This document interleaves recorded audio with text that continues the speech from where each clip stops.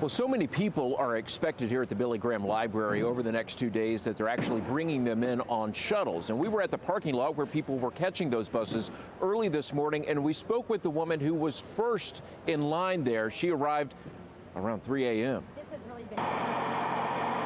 In the early morning darkness, Martha Surratt sat in her car waiting and reflecting on the man she credits with shining a light on Christ. I can remember sitting on the couch as a child watching Billy Graham on TV, and even as a child you sense that the person you were watching on TV was different and special.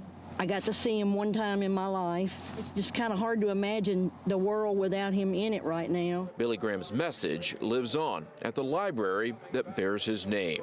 And that's where Surratt is headed on this bus, taking her and hundreds of others to Reverend Graham's boyhood home, where his body lies in repose in a closed casket. It was very emotional.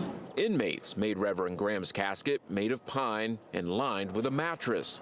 Surratt says it's a fitting tribute. The coffin was so simple and plain. The way he lived his life.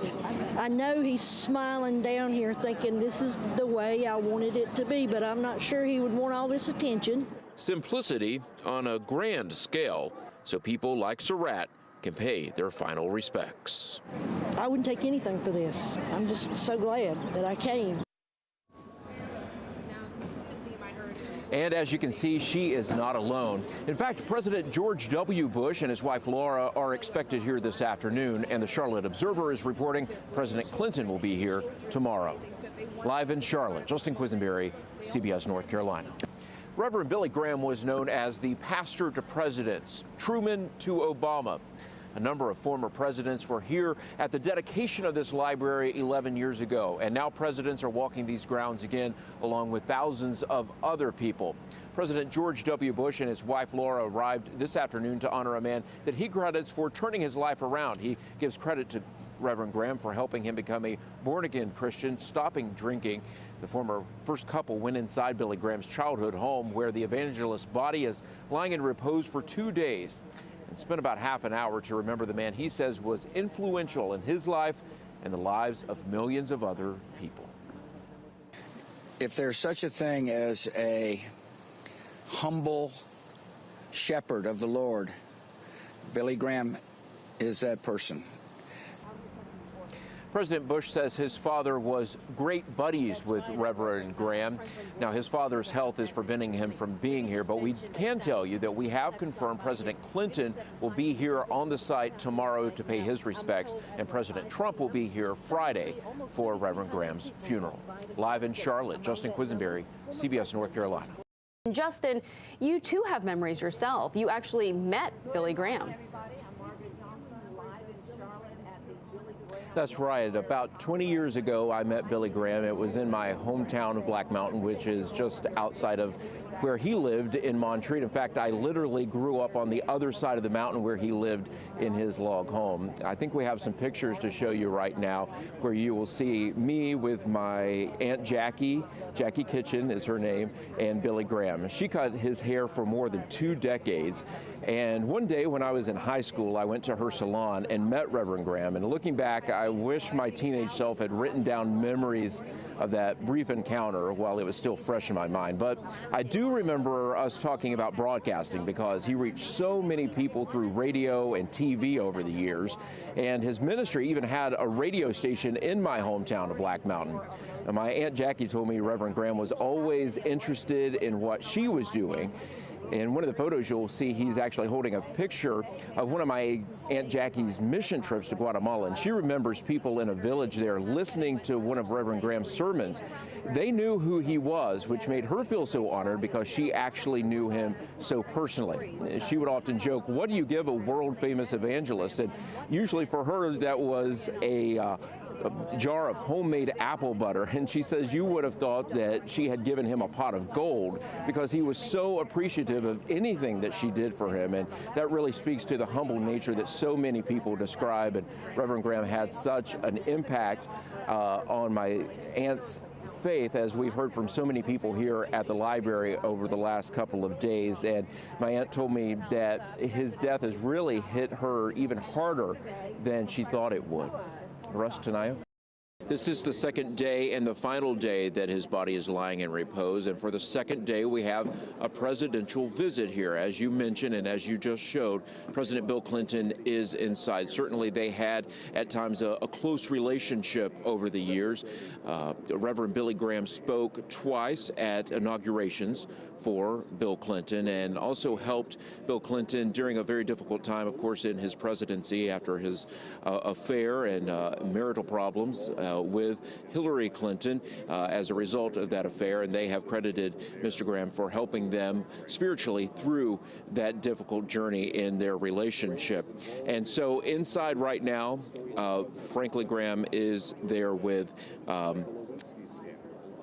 President Clinton, and 5,600 people have paid their respects yesterday alone. Thousands more expected today. We saw so many people emotional as they left the viewing, wiping tears and praying with chaplains here on site. We've talked with so many people here who have been touched in some way by Reverend Graham, whether in person or by watching him on TV or even listening to him on the radio. His message reached them in all corners of the world, and now by the thousands, people are walking by Billy Graham's casket to create a final memory and reflect on old ones. I first time heard Reverend Billy Graham when I was 16.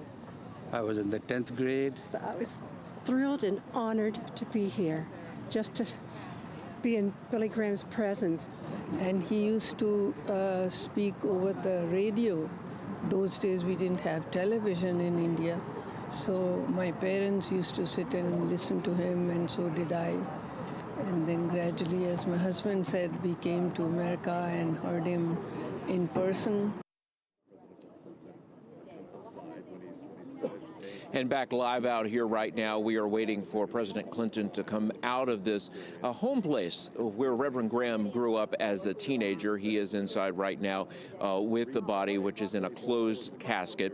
And we have confirmed that President Jimmy Carter and President Obama will not be visiting the library here this week. President Trump will be here on Friday for Reverend Graham's funeral. For now, live in Charlotte, Justin Quesinberry, CBS North Carolina. Today's visit to the Billy Graham Library was not President Clinton's first. He was here for the dedication 11 years ago. And what we've learned from speaking with people here is that Reverend Graham's message and his legacy keeps them coming back again and again. A once-in-a-lifetime opportunity to say a final goodbye to Reverend Billy Graham happened twice for Heather Briggs, who came Monday and then again Tuesday with her daughter Charlotte. I still want to come here because, I mean, come on, it's Billy Graham. He was one of, the best evangelists of the world. As Heather makes a final Graham memory, she reflects on an old one. I got to eat lunch with Billy Graham one time at Montreat College when I was there, and he just came and asked if he could sit at my table, and I was just amazed. Sat down and talked with us for about a half hour. Though Charlotte is 11 and never met Reverend Graham, she knows his message. He just talked about the Word. He did different passages from the Bible, which I really appreciate because that way people all around the world knows the Word. For me, every time I think about him, I'll be 11 again. That's the age Bill Clinton was when he first saw Reverend Graham at a crusade in Arkansas.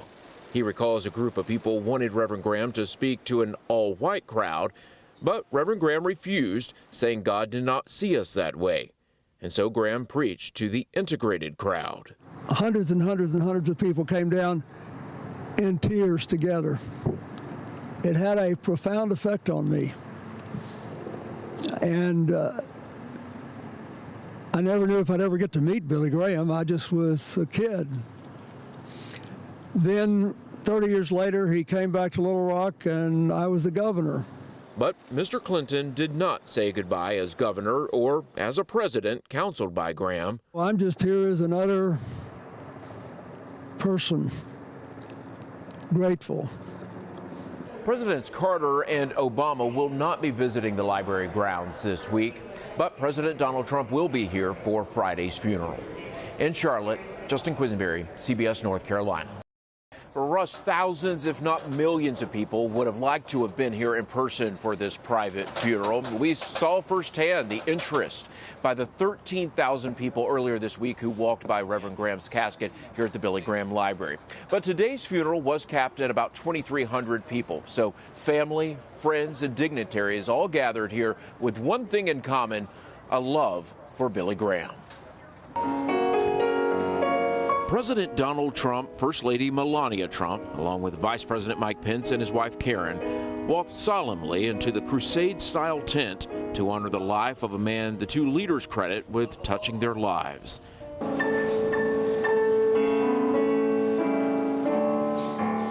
The pastor to presidents was also a source of inspiration for former North Carolina Governor Pat McCrory, who tells me he last saw Reverend Graham about 2 years ago. He was probably the most influential person to ever come from North Carolina that had such an influence on not only our nation, but the world, on individuals in the world, not just kings and queens and presidents and governors, but on every common working man and woman that he treated just the same as he would a president. Television host Kathy Lee Gifford told me she last saw Reverend Graham at his 95th birthday party in 2013. So I said, Billy, it's Kathy Lee. I got down close to his ear, and I could see him, going, and he goes, and his eyes just opened wide, and he focused, and he goes, "Oh, Kathy, I love you, honey." And I told him I loved him, and I thanked him for leading me to Jesus, and thanked him for being the best friend I ever had. They will only bring us life. Under this tent, celebrities and leaders and other pastors, including televangelist Joel Osteen. What did he mean to you? What he meant to me, his legacy of integrity and sharing Christ and staying on course and keeping a simple message of faith in the gospel. Billy Graham largely planned this funeral himself about a decade ago. Today, his family put their own personal touch on it through what they said in a service that they consider to be his final crusade.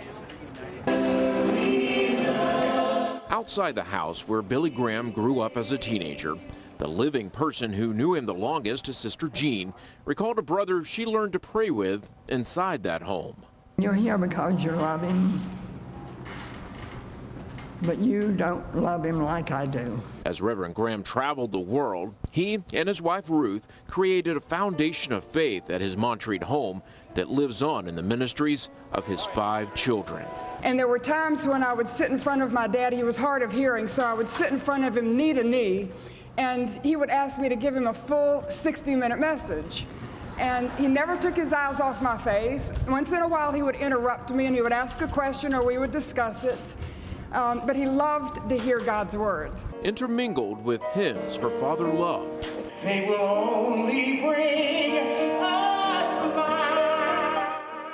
The Graham children shared memories infused with humor and life lessons. I just want you to know that my father was fat. He was faithful, he was available, and he was teachable. An emotional Ruth recalled her father's comfort after her rushed and brief marriage. He wrapped his arms around me and he said, "Welcome home." There was no shame, there was no blame, there was no condemnation, just unconditional love. And my father was not God, but he showed me what God was like that day. The 28,000 square foot tent brought his 6-decade ministry full circle from his early crusades in tents. Billy Graham became known as America's preacher and the pastor to presidents. President Donald Trump and Vice President Mike Pence were among the 2,300 people paying respects, along with the governor and U.S. senators. I think Mr. Graham would look at us today and say it's about Jesus. At a smaller, more intimate burial service, the family laid Billy Graham to rest next to his wife of more than 60 years, Ruth. And how grateful that God has now brought them back together again. Most of his life was spent traveling the world, but the last week he embarked on the journey he had been looking forward to all of his life, the journey from earth to heaven. Billy Graham's son Franklin said today that his father preached about heaven. He wrote a book about heaven, and now he's in heaven. Live in Charlotte, Justin Quesinberry, CBS North Carolina.